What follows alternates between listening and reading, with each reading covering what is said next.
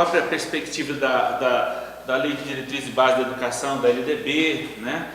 No que coloca sobre o ensino de filosofia, seja na primeira versão, seja com a modificação que teve depois em 2008, quando inclui a obrigatoriedade do ensino de filosofia e sociologia no ensino médio. Mas tem sentido, pelo menos não tenho encontrado, não tenho conseguido acompanhar, se é que tem saído, publicações que façam um pouco uma análise de como é que isso que foi proposto, pensado, regulamentado em nível nacional tem efetivamente acontecido nos estados. Às vezes até tem algum outro texto que fala especificamente do ensino da filosofia em determinado estado, e aí discute um pouco a prática, a proposta curricular, mas nada que tenha tido uma perspectiva, por exemplo, de fazer estudos comparados, de fazer alguma categorização de como é que os currículos têm tratado o ensino de filosofia. E aí essa é uma perspectiva que a gente está tentando trilhar lá em Brasília, com apoio junto com alguns estudantes bolsistas do PIBID e algum outro de PIBIC às vezes também. Mas isso inclusive é uma das coisas que às vezes traz dificuldade, que é a própria rotatividade de estudantes, né, de bolsistas, que às vezes começam, terminam, e às vezes a iniciação de uma pessoa nova no processo demora. Tanto que quando eu propus essa temática, eu estava crente na época, tinha a crença de que nessa altura a gente já teria concluído uma boa parte do trabalho.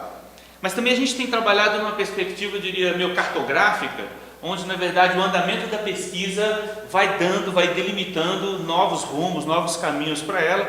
Então algumas coisas que originalmente nós pretendíamos, a gente talvez meio que abandonou, está secundarizando, e coisas novas que de repente vão gritando para nós nos textos, começam a emergir, começam a aparecer então com possibilidade de análise.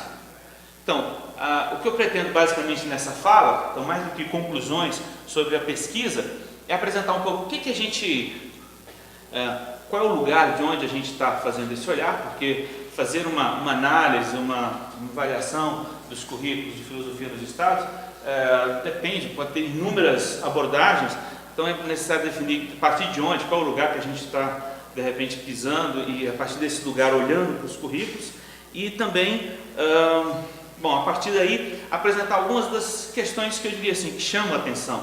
Talvez fazer até um exercício não de correção, pegando o que o Aires estava fazendo aqui com questões, mas apresentar algumas coisas que me chamam a atenção de coisas que estão escritas em alguns parâmetros curriculares. Na verdade, o nome em cada estado, inclusive, é diferente. Tem estado que você vai ter orientações curriculares, outro é parâmetros curriculares, outros são diretrizes curriculares, outro é proposta curricular, mas enfim, é onde se define um pouco os conteúdos e metodologia do ensino de filosofia nos estados, né? Quer dizer, a partir de 2008 para cá, sobretudo a partir de 2009 para cá, isso tendo tornado obrigatório em 2008, e muitos estados ainda, na verdade, refletindo a resolução do Conselho Nacional de Educação de 2006, que previu o retorno, né, já começaram a elaboração desses planos.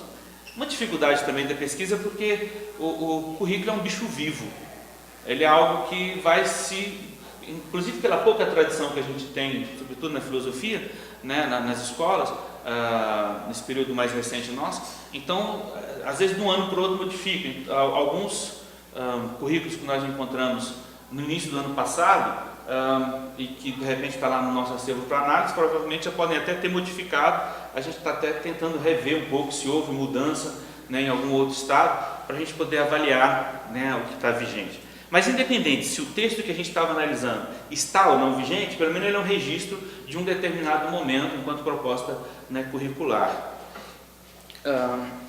Alguma outra coisa talvez eu vou ler, mas eu sou muito ruim para esse negócio de fazer apresentação lendo, eu gosto de estar olhando, interagindo, então talvez vou fazer isso, mas eu vou tentar manter um pouco aqui um foco também para não dispersar muito. Nos ensaios que eu fiz dessa fala, eu gastei mais ou menos 35 minutos, né? Mas no ensaio não tinha ninguém interagindo, então era difícil da gente ver se estava tendo alguém com sono, se estava tendo alguém, né, mais entusiasmado, quem estava ficando deitado ou não, né, no momento. Bom, deixa eu ler um trechinho aqui então, que vai me ajudando a direcionar aqui, né? Então, essa fala não tem ou não quer ter nenhuma conotação de dever ser, de obrigação moral, de compromisso com alguma verdade. Não falo de um lugar epistemológico específico ou ético, mas sim de um lugar estético. O lugar a partir do qual abordo os currículos é o lugar que gosto, que me agrada, que me parece prazeroso olhar. Portanto, não é um lugar onde eu quero definir como devem ser os parâmetros curriculares, as propostas curriculares. Eu não tenho uma proposta, olha, o bom currículo é esse, o mau currículo é aquele. Me interessa muito mais dizer das pinturas, olhando os currículos como as pinturas, aquelas pinturas que me agradam, aquelas pinturas que me chamam a atenção. Então é muito mais uma apreciação que eu digo de estética, porque daí eu não quero derivar necessariamente, pelo menos não do ponto de vista da análise, alguma coisa. Num processo de contribuir para construir eu vou tentar construir aquele que me parece mais interessante, né? Então, por que batizo as filosofias nos currículos, né? Porque parto também de um pressuposto de que não há filosofia, de que existem só as filosofias, de que a filosofia é uma grande colcha de retalhos, na qual alguns retalhos sequer conhecem os outros retalhos, e na qual alguns retalhos, por conhecerem outros retalhos, rejeitam que sejam da mesma colcha, inclusive, não se reconhecem, não se aceitam, né? Não somos a mesma coisa, não somos filosofia do mesmo jeito, né? Ou não poderíamos estar compondo a mesma colcha. E aí, portanto, aquilo que aparece nos currículos também tem essa multiplicidade de formas, de expressões e de ênfase. Teria alguma dificuldade de precisar assim, bom, mas então qual é o lugar de onde você faz essa análise do ponto de vista de uma fundamentação teórica, de pressupostos teóricos? Eu não teria muita facilidade em precisar exato, mas eu diria que os diálogos, por exemplo, com algumas perspectivas chamadas de multiculturalismo, ou mesmo pós-colonialismo, talvez seria um lugar de onde eu parto para poder fazer a fala que agora eu estou desenvolvendo com vocês. Né? Os encontros com alguns textos, por exemplo, do Tomás Tadeu da Silva, que discute currículo, talvez seria uma referência que serve para mim em algumas coisas, mas também não reivindico nenhuma filiação, fidelidade, coerência com o proposto por ele. Né? Entendo o currículo como sendo, então, que qualquer currículo de uma escola, de um estado, em nível nacional, de um curso de filosofia, ele tenta responder algumas questões, né? Dentre essas questões, quais são os objetivos da escola, quais são os objetivos do ensino. O currículo tenta responder uma questão como essa. Tenta responder a pergunta sobre se é possível atingir esses objetivos. E se é possível atingir objetivos, quais são as estratégias, as experiências educacionais que favorecem ou que têm maior probabilidade para alcançar esses propósitos, esses objetivos apresentados. E aí, portanto, propõe como organizar eficientemente essas experiências educacionais. Né? Então, a gente parte também de um outro pressuposto de que os currículos não são neutros, né? Eles são construídos a partir de relações de poder, de intencionalidades na constituição de subjetividades, né? Isso não é mareado das disputas, das construções, das disputas de poder que tem no processo, né, de construção dos currículos, e que isso, na verdade, então, naquilo que é o próprio processo linguístico, discursivo, de composição desses currículos, vão sendo mais ou menos explicitados, né? Muitas vezes são colocados, diria assim, necessariamente não conscientes, ou necessariamente não necessariamente não intencionados, mas estão lá presentes, expressam algum tipo de perspectiva de formação, né? Tem algo, diz algo, o modo como está colocado, como está proposto, como está constituída uma proposta curricular, diz algo de uma certa visão de mundo, certa visão de ser humano, certa visão de escola, certa visão de finalidade da educação. Né? Entendemos que estudar os currículos não nos permite dizer sobre o que é ensinado efetivamente nas escolas. Aspectos omissos ou desarticulados nos currículos podem ser trabalhados de forma significativa em escolas. Os projetos pedagógicos das escolas e o trabalho de cada docente com os estudantes podem ser imensamente ricos, diversos, interessantes e diferentes daquelas que são as propostas curriculares. Mas então, por que estudar os currículos e não efetivamente olhar o que acontece na sala de aula? Uma coisa não invalida a outra na nossa avaliação. Quer dizer, é importante fazer estudos do que se faz em sala de aula, inclusive saber se as propostas curriculares reverberam, interagem, influenciam ou não o trabalho feito em sala de aula, mas nos parece que, bom, as propostas curriculares são propostas de políticas públicas e que falam em nome de uma determinada atividade que costuma se chamar de ensino de filosofia.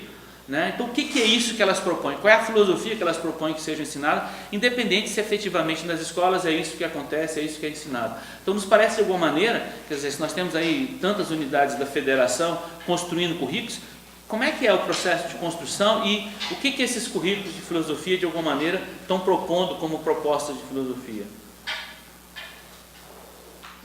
Uma outra questão que a gente está olhando também nos currículos, e aí meramente em função desses gostos nossos sobre essas questões, é se aparecem questões de gênero nas propostas curriculares. A questão de gênero é sobretudo o seguinte, quer dizer, a gente parte do pressuposto de que há uma tradição, seja de discursos sobre o feminino na tradição filosófica, seja há uma tradição de filósofas na tradição, ao longo da toda a tradição da filosofia, e que a hipótese inicial nossa é de que há um silenciamento nos currículos sobre essa tradição feminina. Então, vamos verificar, há mesmo esse silêncio, né? Como é que isso aparece nos currículos? E o último item que está, digamos assim, meio sendo objeto, estava desde a proposta inicial também, era de perceber como é que os currículos, que relação que eles fazem com das tradições, autores e temas clássicos, com questões relacionadas ao contexto regional, cultura regional própria de cada estado. Né? Quer dizer, existe algo de um modo próprio de ser gaúcho, das questões envolvidas no sul do Brasil, e que elas poderiam reverberar o ensino de filosofia no Rio Grande do Sul, e que isso poderia talvez diferenciar de alguma coisa, por um matiz, por um detalhe, aspecto daquilo que é ensinar filosofia no sertão baiano, pernambucano. Quer dizer, tem algo de próprio, de um modo de pensar a vida, de um modo de situar, que de alguma forma poderia ter reflexo na maneira como se pensa um currículo de filosofia, é ver se há alguma coisa desse tipo também, né? De novo, como eu disse, quer dizer, sem fazer nenhuma afirmação categórica de que deve ou de que não deve, de que é interessante, de que não é, mas verificar se isso de alguma maneira aparece, é preocupação ou não. Depois de ter isso verificado, a gente vê que outras perguntas isso permite fazer. Então, sobre o alinhamento dos currículos estaduais com os documentos curriculares nacionais, interessa observar como reverberou nesses a lista proposta de temas que consta nas orientações curriculares nacionais. Mesmo dizendo que não há imposição, eu já falei isso agora há pouco, né? Trazer de forma direta a lista de conteúdos da avaliação da ENAD de filosofia para o ensino médio mereceria uma análise mais pormenorizada de como é que isso acontece a nível nacional. Mas já é possível dizer, por exemplo, que nos currículos estaduais não há, na imensa maioria deles, né, uma preocupação em reproduzir ou adaptar aquela lista às situações locais. Então, mesmo que isso não esteja devidamente justificado, já é um dado assim, que podemos nos perguntar, bom, mas por que não? Então, é fruto de uma avaliação. Isso é uma pergunta agora de segundo momento, né? Talvez possa ser feita em alguma outra pesquisa, né? Por que as orientações curriculares não referenciaram a construção dos currículos nesse aspecto dos temas?